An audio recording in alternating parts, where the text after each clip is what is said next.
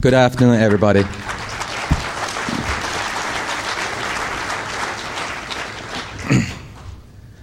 Today is Saturday. It's Sabbath day. I have to confess, I'm drinking too much, party too much. Especially last night, I danced the Playboy party and the Skybox pin party. It's awesome. And so, if anything goes good, I love it because of those parties. If anything goes bad, just blame those alcohol residues. Yeah, I'm just a regular researcher from iDefense. And starts like a couple years ago, I heard about some kind of PLA hacking, Pentagon was penetrated, those kind of story. And bring me a couple questions because they talk about 3 terabyte data was taken in 2 months period. And I was thinking, can those guys do like math? Can those guys like have some common sense on the forensics?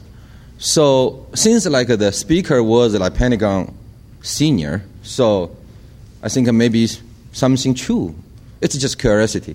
So I'm doing some of my own research. I love the internet. Internet is widely open, and I don't have to be a spy. I'm too smart to be a spy. And I just sit in my nice couch, drink my tea, have some snacks, and type a couple keywords. I'm running in Texas, in Oklahoma, in Colorado. It's kind of just like a wet, wild west. You free run. You are a cowboy, you know. And from one keyword search, we have this, a splendid story. Okay, let's back to my agenda. So the first, we'll talk about what we haven't seen. That's probably most people already know it. And another second, I will talk about my research methodology. And then we form a PLA information warfare timeline. Then from there, we have deduction and induction, some facts in there. And from my own curiosity, my grandma always told me curiosity kills cats. What the heck, I like it. So I have a one-step leap, so bring up another big story.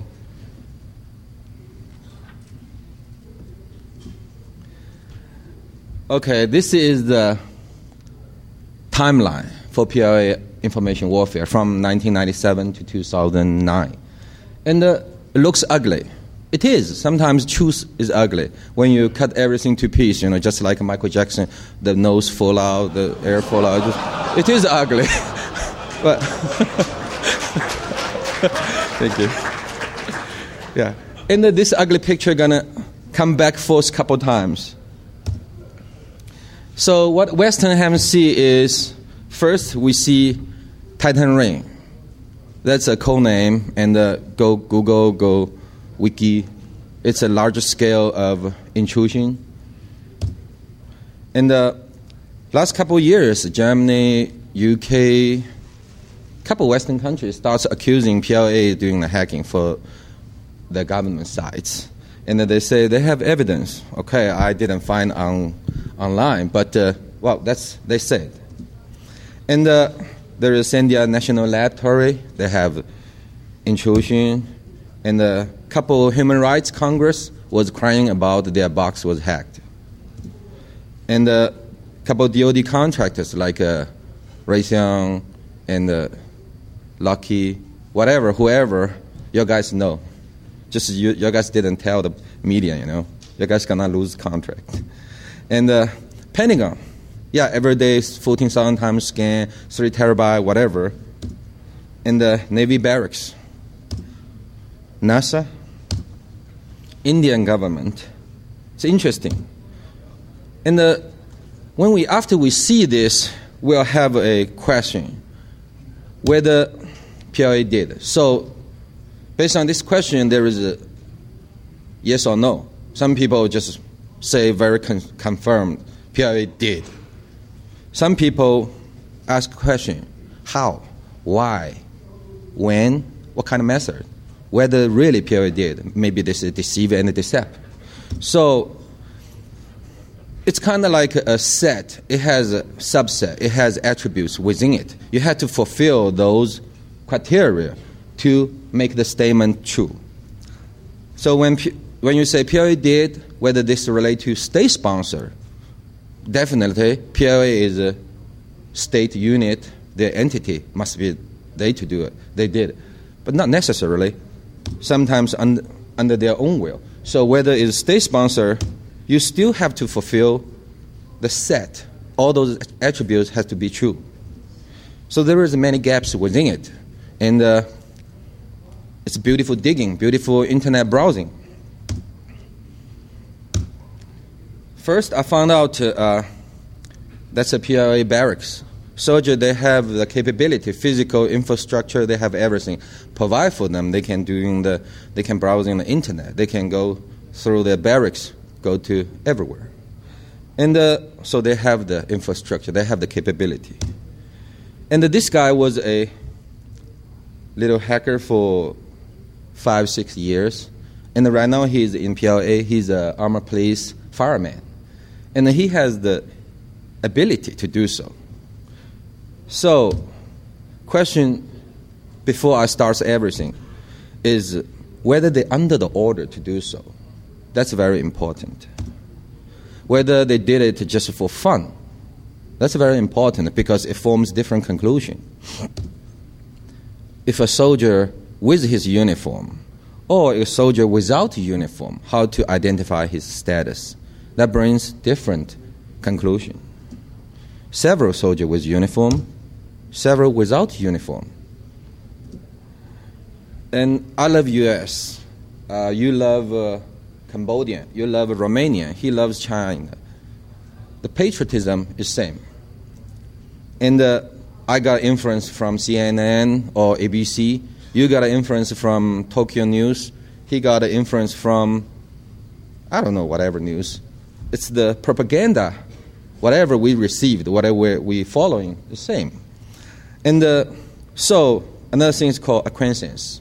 Whatever we're doing, whatever we did, is whatever stay they under the acquiescence. Maybe they know, maybe they just care less. That's from my perspective. Asymmetrical warfare, it's kind of like a card game. It's just like a card game because there's 52 cards in there, and which means like whatever technology, whatever method, actually right now is limited. It's countable. So like you know what's in your hand. Just like here, it's just like a WW's. You have your technology, you have your capability, you have your skill, everything. You have the sources, everything in your hand, you know it. And here, maybe it's China, maybe Russia, maybe Iran, whatever. They have one cards. And you think why they give these cards? What else possible in their hands? After Iran or Russia give their cards, you make a decision, what are you going to do? And you think probably this one, what kind of cards going to give? So it's just mind game and use limited sources. That's my perspective of the search, internet browsing. I believe a River Rock could make a splendid but ugly New York City. Just like a one-piece information, I starts doing the research on internet, starts digging. And when I accumulate everything, I form a New York City. And when I spot the big cheetah, when I see the big cheetah, I really don't have to catch the cheetah. I only need just his special pattern to identify that's a cheetah. So that's our methodology says we goes from micro to macro. We see everything from macro to micro. And when we receive those information, when we see the evidence, we first identify them. We verify, we have a criteria to verify, and we validate in our database, and we organize them to form a conclusion. So all those criteria, we set the rules for consistency, for continuity, for it has to be carried by tangible entities. And it has to be published, because we are doing OSINT, so it has to be published by undeniable published news. Even those news, the purpose is deceive and decept. Even those news came from some dumb reporter, doesn't matter, because it's a footprint. It's a footprint. There is something to generate this news, something in there. And we use a cross-reference. That's very important, a triangulated cross-reference. So those conditions are logical AND condition. And the rules in there is you have to have time attributes in there, or location, or Unicode, or leader's name, or order's number, or designated function. It's just kind of like a machine learning. When we're writing program for machine learning, basically you don't have to fill all the attributes. You may be missing 2, missing 1, doesn't matter. It's all condition. Here is a little bit about China PLA and their hierarchy. And that's the National Party Congress. And after that is the Central Committee. And below this, it has the Central Military Commission, CMC. Under the CMC, no, the rest of just, you guys can go to like a .gov, any page. It will educate you so well, It's well documented. And just police department, the foreign affairs, whatever. It's just for China.gov or US, you doing the keyword search. And in here we see the CMC has 4 subsets. One is called General Staff Department. It's kind of like a brain. It organizes and the planning, do all kinds of things. The second is called General Political Department. This department is kind of like white cell, like your body immune system, and preventing soldiers goes to the bad side, thinking bad, and encourage the moral, those kinds of things. And another called General Logistic Department. Basically, you need to give them dress, give them food, and providing things for them in order to fight, right? And the General Armament Department, the weapon, the equipment, things.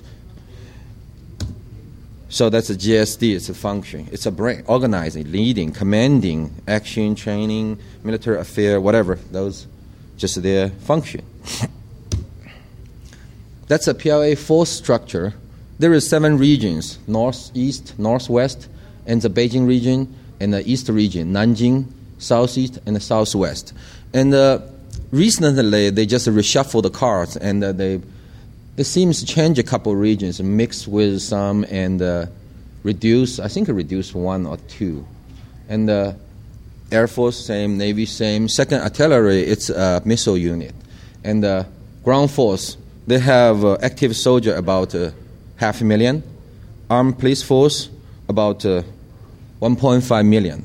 And militia, it's about 1 million. Actually, much more, because one military general, recently just said they can just call out about 20 million soldiers, militia, 20 million good militia in 72 hours. That's that's capability. So we recursively break down the infrastructure, the function, everything we can find out. There is a China People's Armed Police and the militia in there. And the militia is basically kind of like a National Guard or reserve unit. And they attach to active PLA. They do something PLA cannot do, or PLA doesn't want to do, whatever. It's just National Guard, guarding the street or doing some airport job, something. Yeah. And in here we can see the subordination relationship is CMC publishes the order, give the guidance, and GSD, it provides management, right? And the PLA regional commander, they just execute the order to the city level, to APF, the Armored Police Force. And after that, GSD, they publish the training manual, training tasks. And the regional PLA garrison, they execute those tasks. Those local city or local APF, they providing manpower, providing equipment under different authority. So timeline, and that's my initial search because I always like to back to the head first. So when I type in the keyword search, PLA, information warfare, whatever, it pops up first. 1997, they have a first PLA division staff, chief of staff training form. Basically, they're learning from Kosovo. They discuss about it and try to find what China should do for the information warfare. They talk about hacking. That's the instant they want hacking. And 1998, they formed the first official net militia unit. Please remember this word, net militia unit. And this unit has 40 professionals. Most are professors and PhDs. Most people were familiar in this book. If you're from West Point, from DIA, whatever, from the IC community, you're definitely familiar in this book. It was cry loud for a while. And it's called Unrestricted Warfare. The two writers, one is the Air Force colonel, another is lieutenant colonel, I think. I forgot. They get promoted. And the one retired. And this book basically, yeah. Sorry, alcohol. Yeah, this book actually copied or use a lot of theory and ideas from West, from the information war. So they have their own stuff, and they actually inherited and learned from West. This is a very interesting guy, and he wrote the first Trojan called YAI, and PLA is using it and still use it. It's called YAI, and y'all guys can go online doing search about it. It's a really old Trojan. In 1999, and PLA starts thinking about remote access and intrusion. And right after this, 2000 January, two PLA regions starts have a joint drill, and the purpose is Taiwan War. This general, his name is Xu Xiaoyan, and he got his graduate degree from Canada. Forgot which university, but he's really good for computer science. And in 2000, he talked about information warfare, and he largely. Oh, that's bad.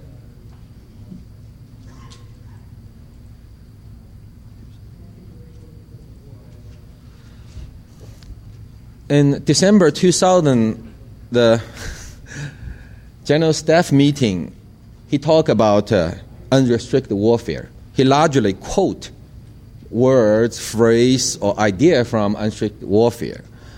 And the president loved his talk. So he got promoted from a chief of a communication department, something, to a deputy commander of a PLA region. That's a big jump. In August 2000, there is a first real drill deployed in China, and it's called the Militia Special Net War Training System for Air Defense. Please notice the red marked air defense. In 2001, PLA invest 60 million yuan to build a base, information warfare base, training those professors, doctors, professionals. There is 430 professionals in there. And this guy is a professor in university.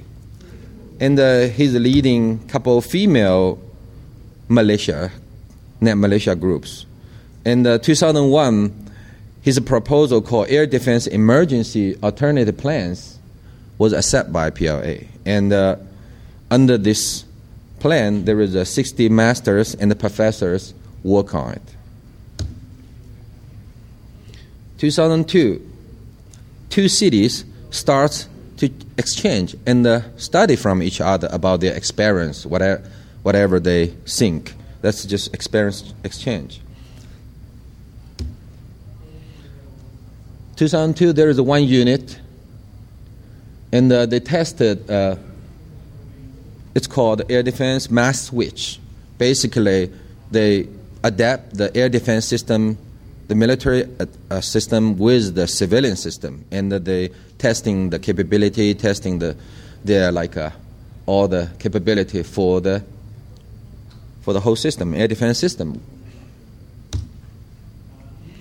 There is a southwest region. There is a 24/7, not 7-11, 24/7 net militia unit formed by professors and PhDs, and basically their task is doing the surveillance and the air defense and the quick response.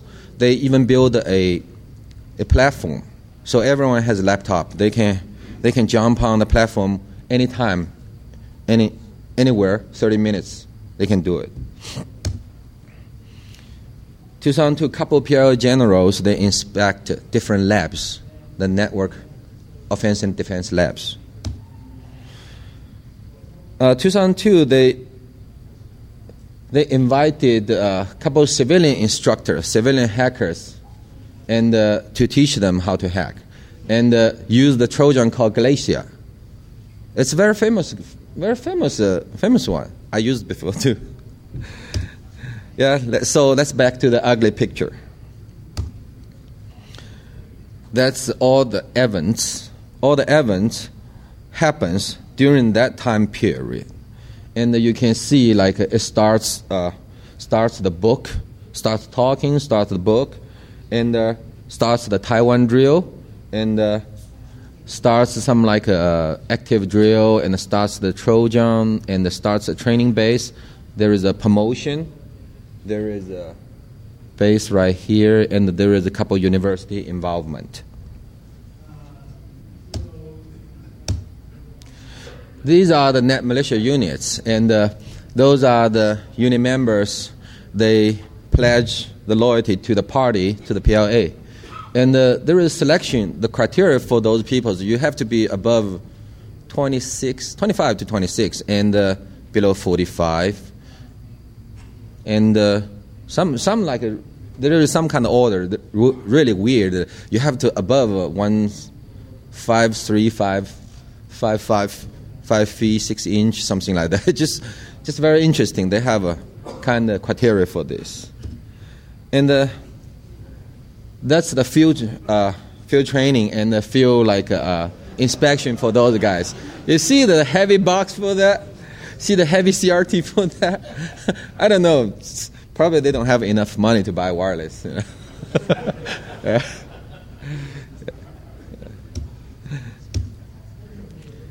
So normally those universities, those teachers following the category, the criteria they're being selected, you have to be PhD or graduate degree. You have to be maybe party member or 45 below, whatever. Based on this, in this picture, probably 1/3 of them are net militia. They had net militia training.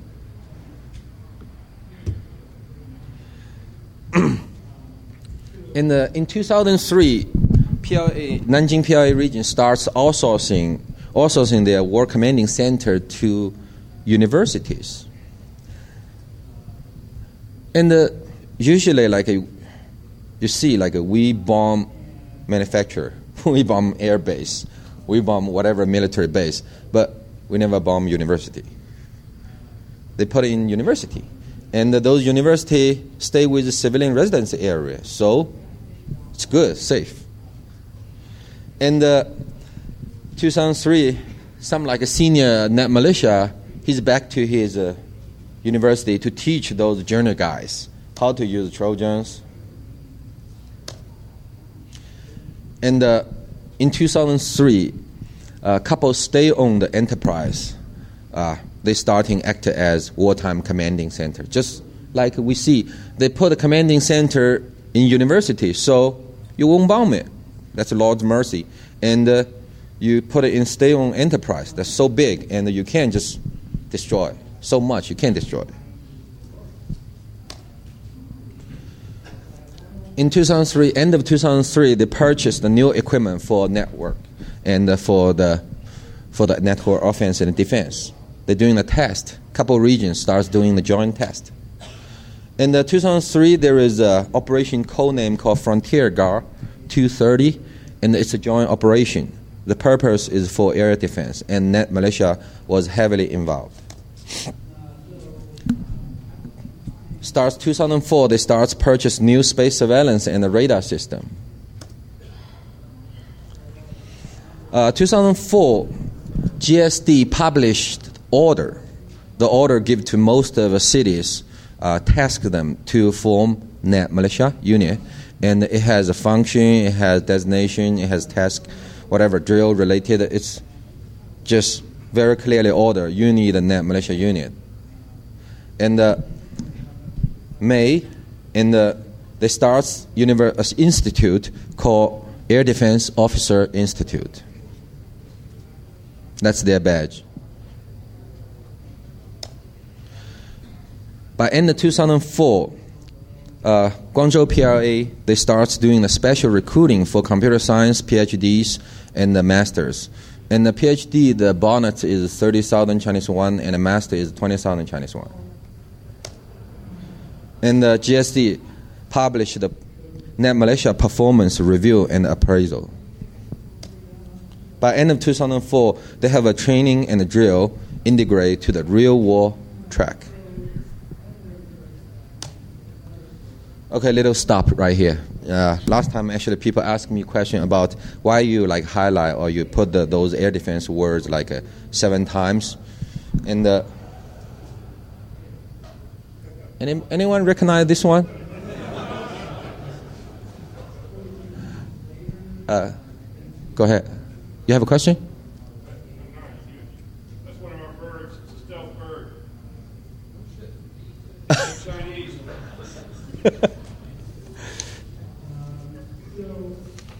Give me a second. And so you have your own indication, right? That's the indication. What's the purpose for air defense? Who they going to defend for? Very clearly. That's their target, their intention.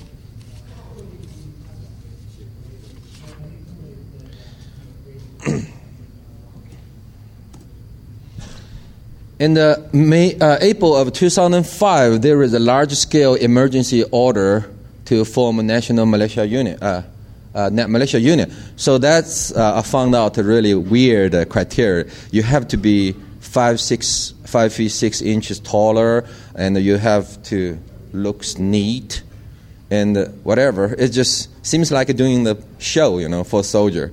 It's very interesting. It has to be all male, no female or something. That's criteria. And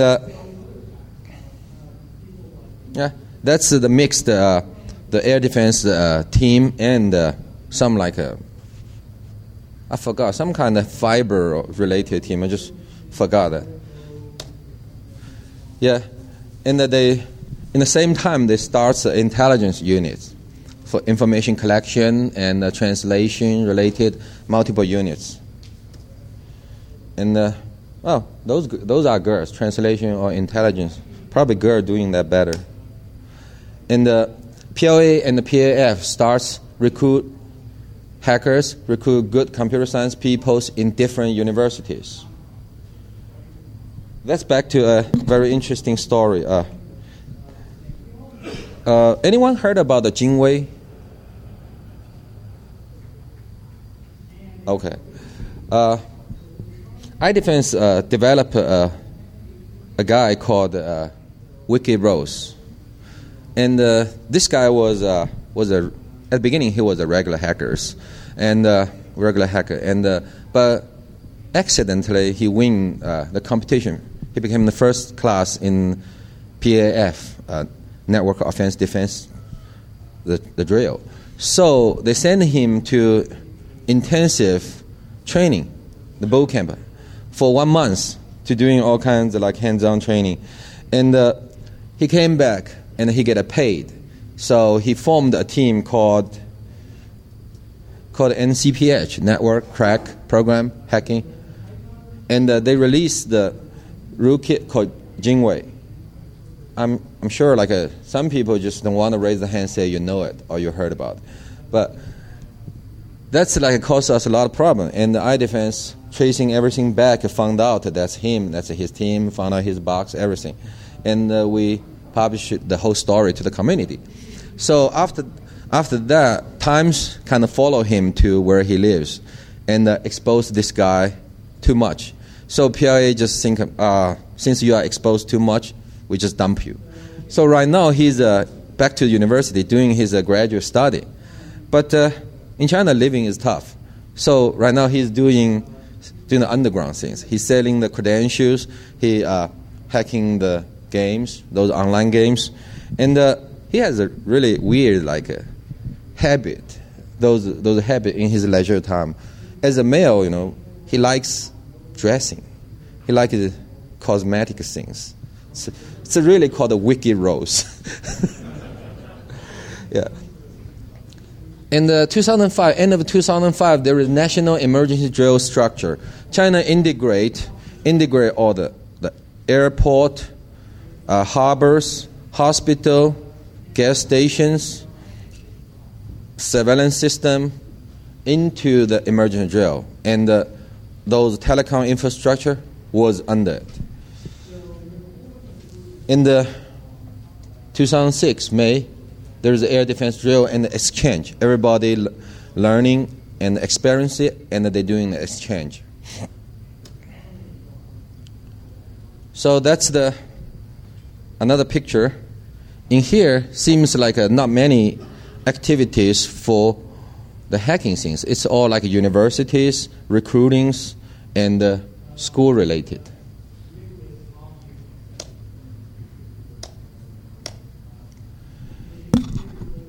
End of 2006 starts a large-scale online psychological warfare against Taiwan. That's their inspection for Taiwan war. It said, the first battle use me, and the all-time use me, and use me must win. That's what they said. So that's the...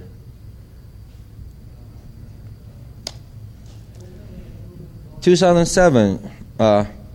Shanghai, it's a very westernized city in the air defense game. In 2007, Wuhan, China's submarine base, production base, was in the air defense game. In 2007, Guangzhou PLA, they set 100 miles offshore for the net militia tasks. And I ask myself, why they use 100-mile offshore as it's a reference. It's very interesting. Why you're not using 200 or 50? So you think about 100 miles offshore, what's the speed travel of the bomber? What's speed of the missile? What's the speed of the net militia reaction time? So that's the number indicates. That's the Wuhan drill. That's his PhD. He's leading about 30 guys under him. In 2007, PLA starts announcing a big news called electronic magnetic protection solution. And one lady officer found out this solution. So they bring up a new concept, complicated EE, and it's called CEE. They bring up this concept and integrate into their practicing.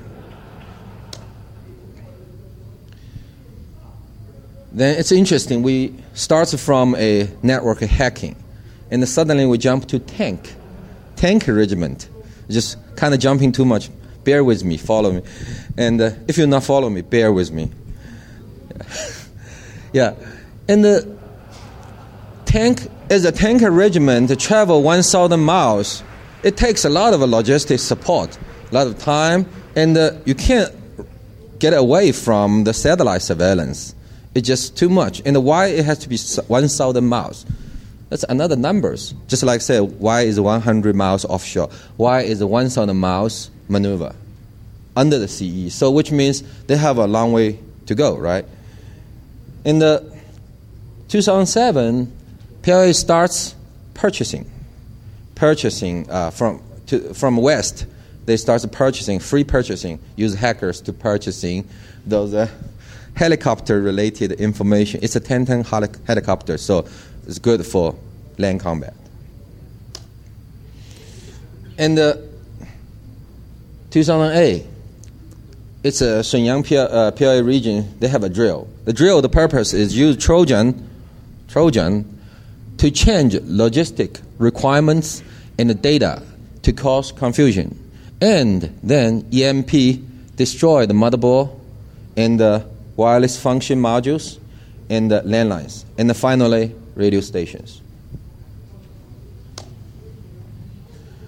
September, that's Guangzhou. They deploy KS-1 missile with their militia units. And that's the short-range missile, 50 to 100 miles. And the 2nd Artillery Battalion, artillery, they have the largest drill in the history and they deploy the new network standard. Well, we jump everywhere. 35 satellites will cover the China surrounding area. And we're back to tank again. And the tank regiment, they have a code name called the Frontline 2008. And it's a live ammunition under the CEE. Beginning of this year, China has South Sea Fleet, they have drill under the CEE. So I'm use the blue word for the CEE. So in this stage, there's not much university involved. Those are the real practicing, real integration in there.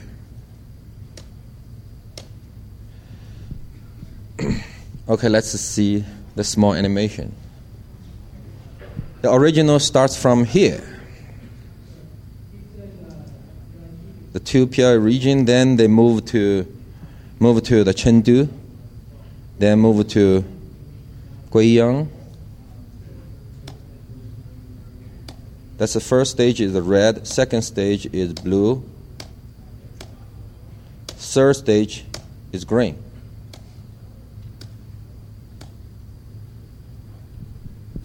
Can anybody form some kind of fuzzy sense about what they are doing for? South Sea Fleet, East Sea Fleet. And as an industry, as business, we usually use a production developer stage. We have different stages. So first, we're doing the strategic planning stage. Everything you're doing strategic planning stage. So it's perfectly fits timeline 1.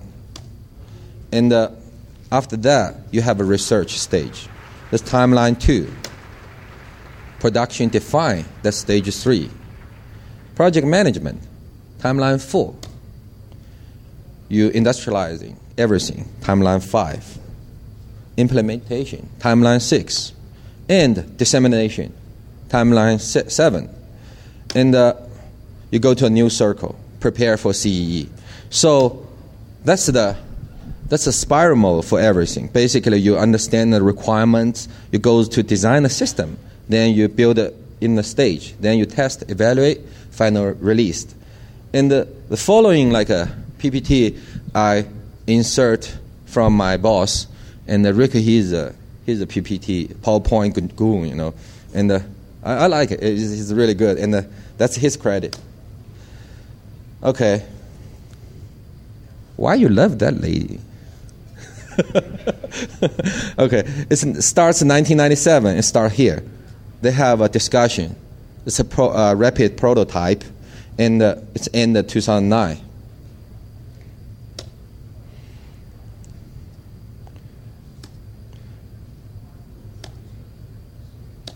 Oh, quick. Okay, so starts 1997 here, 2009 here, and first. Training, Kosovo, discussion, it's understand the requirement. Go to the rapid prototype is first net militia unit. Then 99, first Trojan, understand requirement, that's net unstrict warfare. Why this guy there? Okay, just like a game, you understand all the requirement. You understand this first, then you know the game. Otherwise, you're just yelling with everybody else. And the design system, he get promoted to the Nanjing region. He starts design the system.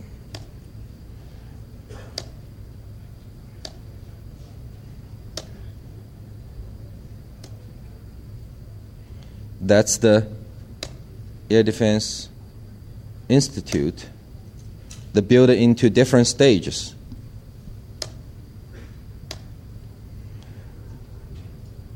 When they're doing the different unit test, psychological unit, warfare unit, that's the testing and the evaluation. Get back to the understand requirement again. It's wartime in command center design system. That's they put into universities. And testing evaluation, that's called Frontier Guide 230, and that's the testing and the evaluation. Perfectly fits each sector. He published a book called Military IT Principles. Wow, it's a little messed up.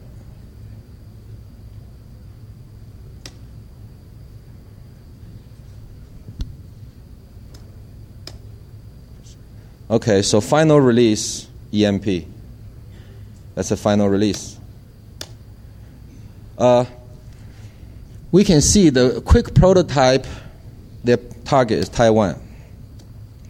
And the requirements in the second stage. The design the system in the third stage.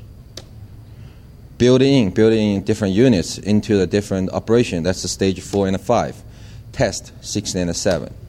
And release it, disseminate, and research the CEE back to the initial focus. The fact list. And I deduct from those informations, we see PLA is guiding and tasking the militia unit and the civilian companies. PLA has deployed large-scale national cyber emergency drill. And all activities are based on physical infrastructure CERT. I will show you in the next slide. In the PLA information warfare, the focus was air defense. And recently, they shift to the operation under the CEE. And you can see those dots, like a first stage, second stage, third stage. It's from inland to the coastline. You see personal involved, you see business involved, and the whole nationwide emergency drill. So it's from person to business to nationwide. It's called People's War. From civilian researcher to official orders. From land to ocean to space. Everybody see we're jumping everywhere, from space to ocean to tank to network. And from virtual, just a theory, to tank to missile. That's from virtual to real. And that's my conclusion. Taiwan was the initial issue and is, still will be. And in here, PLA information warfare, the module is complete. And that's the CERNET map, and I'm talking about, because I say everything is based on the CERNET. And this is the China CERNET structure, and you see all the events. I put all the events into this map, you see.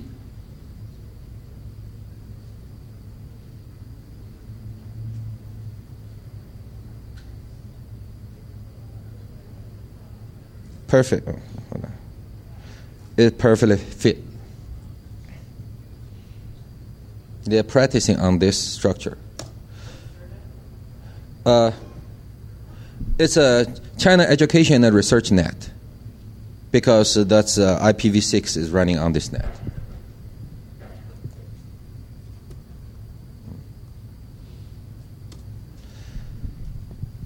Okay, just a little little curiosity make me forward a little bit, because since Taiwan is close to us, right? And so I'm doing a little more research from Taiwan intelligence, those assets, and I found out there's one thing called head-off operation. That's the map. Shows the yellow one shows the missile, the bombing area, and the Air Force, the airborne dropping area. The gray one is the China 2nd Artillery cover zone. The red one is 72 hours U.S., Japan, and the Korea reaction zone, and that's for the 7th Fleet for after the battle, and that's the China South Sea Fleet control zone. This blue with the blue one, that's the China East Sea Fleet control zone, and that's the land force land zone, and so that's the Taipei city map. There's all the government buildings in this area. That's perfect lands. All the missile will be there. Hey, I love internet. It's called Google search. Yeah, it's called Taiwan War Head Off Operation. You guys can find out. It's easy. Just type keyword. I explained earlier already that's Western U.S., Japan reaction time, missile cover.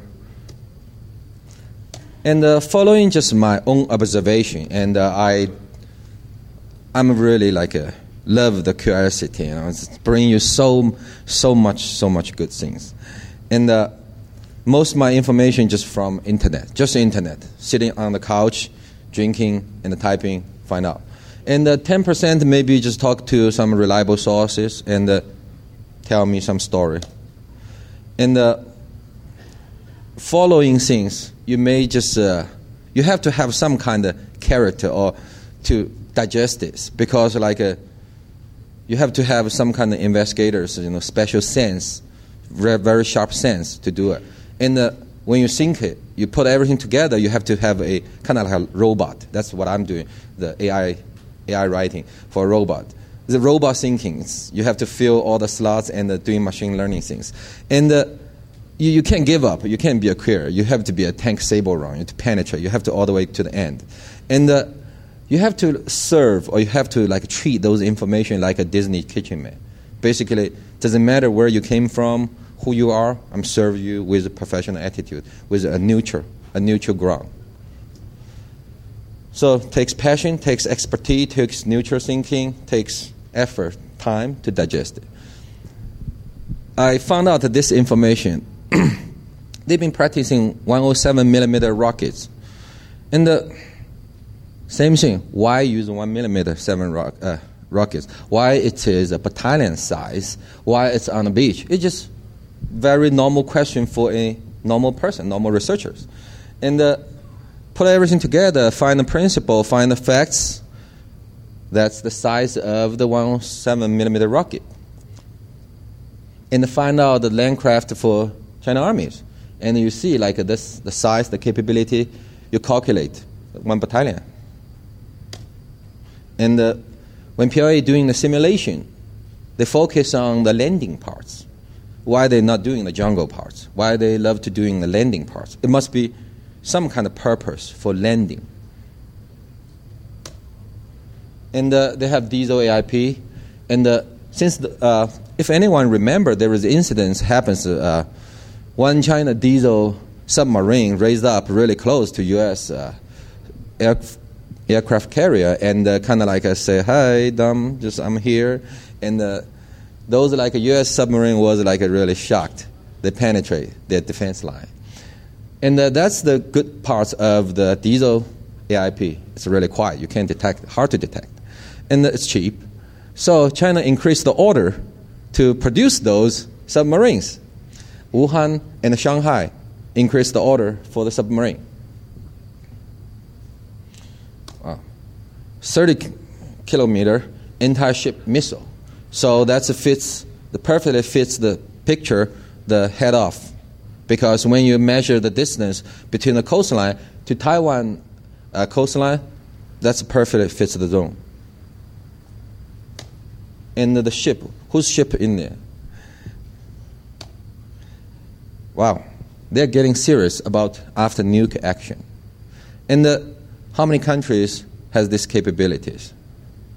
And how many countries will easily deploy the nuke in South Sea.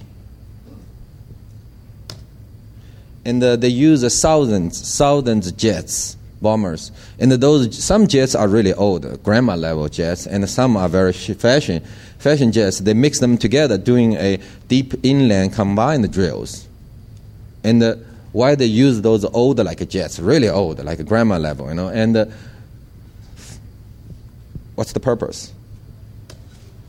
And that's another province. They try to confiscate those faked military tags.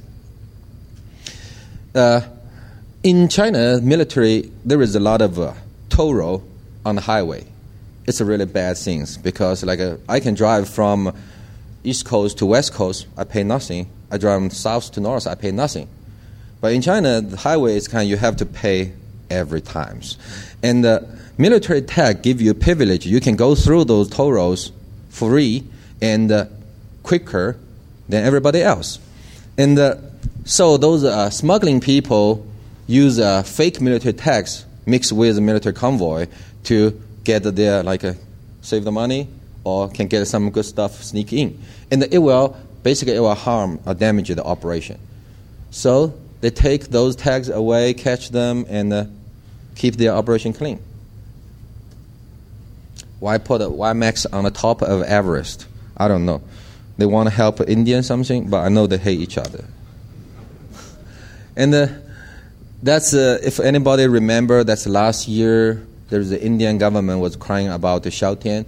Her female hacker unit was hacking the Indian government and doing the deface and something. They did. They actually take some data from government, takes from some financial institute. And I met her. She's not that good, just not that skill set, not that dedicated, self-lover, and has a big scar right here. Came from countryside. Her parents are farmers, and then she has no job right now. But she gets some money for travel. I don't know where it came from.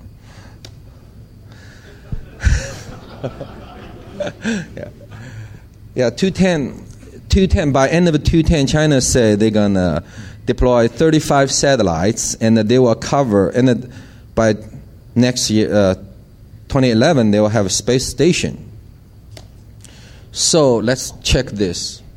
It's a map, and that's the satellite cover zone from here, east 70 to 140, north 5 to 55. So basically, it covers China and some Philippine, Cambodian, and South Sea, and all the way cover Afghanistan. Wow, they're doing some free service for them or what? And yeah. Basically, those 35 satellite covers. And in here, there is a pass you can access from Pakistan to China. In here, there is pass. In here, Bangladesh, there is it's called the McMahon line, whatever. I think China and India had a big fight during that time, during a 60 or 70, 60. And here is the South Sea operation, East Sea operation, and here is the WiMAX on the Everest.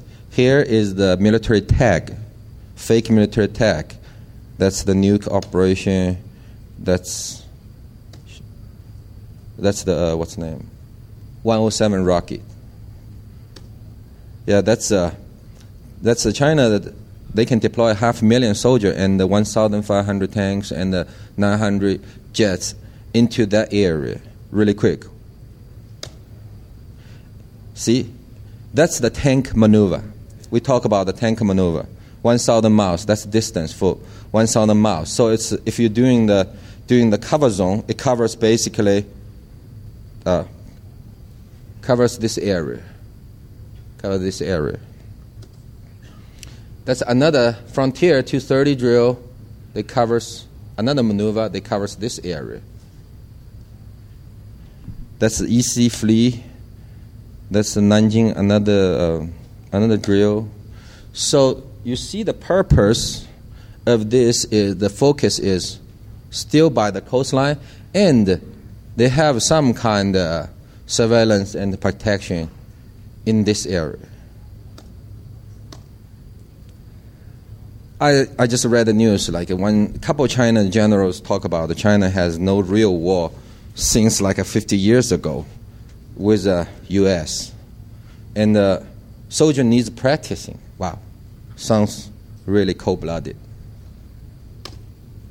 And by the military regulation, 2004, the Air Defense University, the Institute of Soldier, they graduate, they will be O2 level, just like a lieutenant level. And every 4 years, they get promoted. So from O2 to O5 or to O6, basically you can calculate it's about 220. And the O5, O6, they are the most backbone for military operation. And the U.S. Heritage Foundation research found out 2025 in Pacific area, China submarine and U.S. submarine, the ratio will be 5 versus 1. And by 2020, China will have 2 aircraft carrier. And it's another interesting issue, the imbalance between male and the female, because some like a really bad tradition. They like boy, they don't like girls, so they kill girls. And that's the bad consequence they have. They have extra 14 million bachelors by 2020. And can you imagine 14 million extra young boys, and they mostly live poor, without party like us?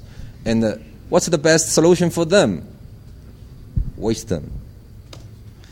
So from now on, we're looking for another 10 years. That's my hypothesis. So if Taiwan war break out, then mostly China will face cyber-related, cyber propaganda, economic things, media, and whatever. It's like do whatever we will do, whatever we can do. And space, we're probably going to shut down those satellites.